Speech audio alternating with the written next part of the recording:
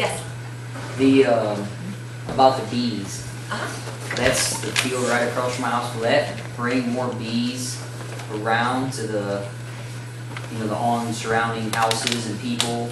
No, actually, the idea is that it will actually attract them away from those. Now Okay. now they'll have a place to call home.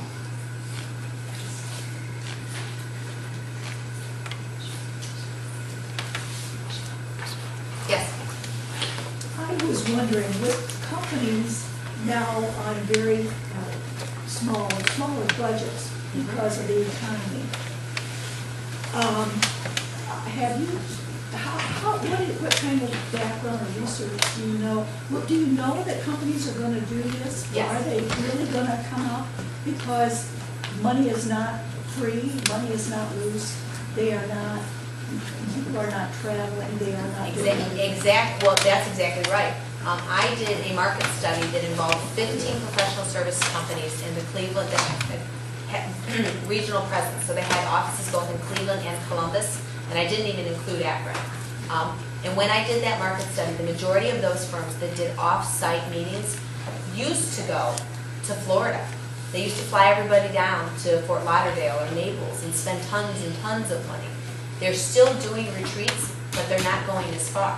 So they're looking for local venues.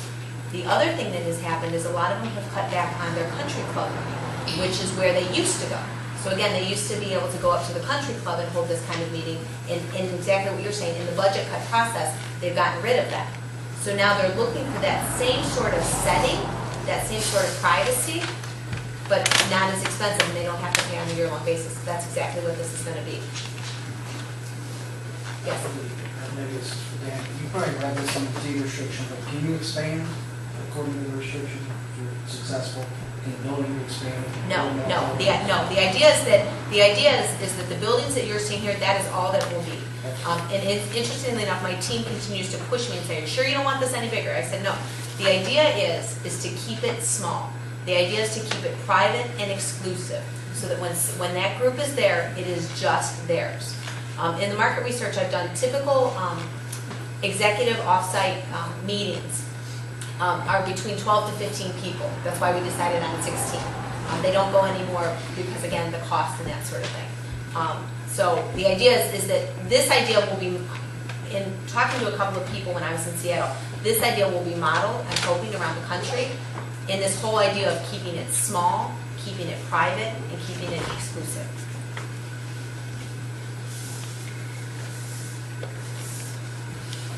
Is the financing in place for this? No.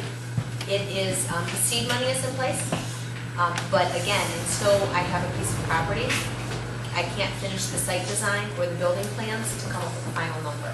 Now, I guess you could say I have all my ducks in a row, so as soon as a few of these things happen, they will all fall in place between some of the grant money, some of the Ohio Clean Fund money that's available, some of the alternative energy grants and programs that are available.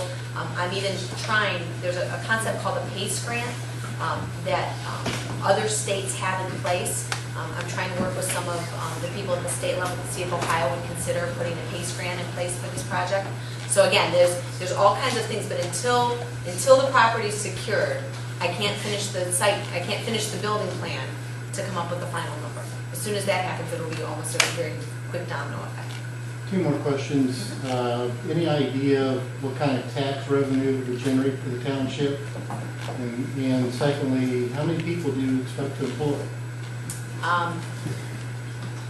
As far as the tax revenue standpoint, that was a question I was asked last week, and I put it actually to my accountant to take a look at that and come up with a realistic number. I could throw a number out there, but I want it to be realistic, so I will release that when I feel comfortable that it's a fair number. And again, that number will change as time goes on, meaning initially the first year or so, it won't be as much as it moves forward. The second question, what was your second question? That's a very interesting question, because it's been hard to get some of the political support for this project for exactly that reason. My guess is that I will probably employ 4 to 5 full-time people. Again, somebody to come on to be kind of a on-site manager, that sort of thing, and then obviously some people to help people interior and exterior. So again, the rooms will be serviced every day and all that kind of stuff. The interesting part, and what I really talk to a lot of people about, is not necessarily what I call tier 1 employment, but let's talk about the tier 2 employment. Think about, and I'm just gonna say this, think about the golf course across the street. That now all of a sudden, they might need to hire someone, or a couple of people to help, or they might now have to have caddies. So let's now think about the catering company that gets used on a regular basis, that now we might need to hire 1 or 2 more chefs, or 3 or 4 more servers, so that they can come on site. So the tier 2 employment is going to be dramatic. And that's unfortunately a number that I can't capture. And I can't capture it, and I can't take advantage of it. I can talk about it, but I can't take advantage of it. Yes? What, if say this goes through in 5 years, it's making no money, or it's kind of, I guess, a failure in a sense? What would be the plans with the land or the buildings? Would they still be upkept, everything Of course. kept up? I mean, you know, if for some reason it didn't work out.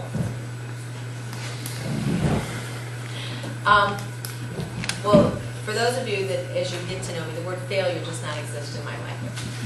The second piece of this is the educational side of this is really going to be a huge driving force. So from that standpoint, that will always continue to bring people and attract people into it. As far as if it fails, it might be sold to someone else to come operate it as it stands. But it's not going to fail. And it can't, if it gets sold, it can't Nothing be can developed happen. on them No, or anything like but that. That's Not with this deed. Exactly, that's, no. That deed only covers to 2150, why not perpetuity? Well, 2150. I hope none of us will have to worry Yeah, about I that. don't really think that's. I'm not an worried issue. about me.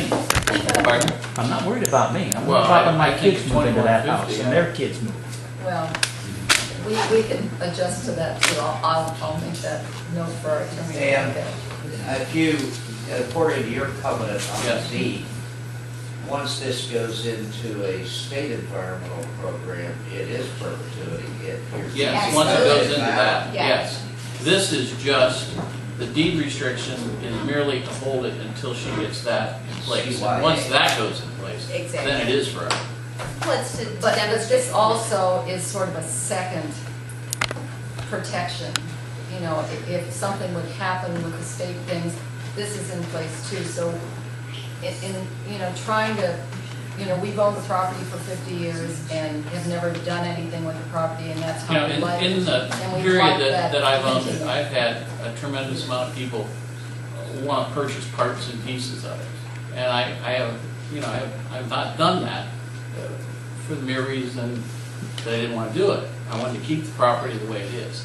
This project keeps the property the way it is. You know, we're very fortunate in this county to now have a good park system, but until 10 years ago, we didn't have a park system where property was held and kept for wildlife and things, and, you know, Or for your grandchildren, or their grandchildren. and we grew up that way, and we think that there's a necessity for property to be kept that way, and having Wendy come to town is such a blessing for us, because there aren't a lot of ways to keep it natural, and to have somebody come in with something that's so new and something that's so good for everything was just, you know, absolutely wonderful for us, because we certainly couldn't have asked for anything better.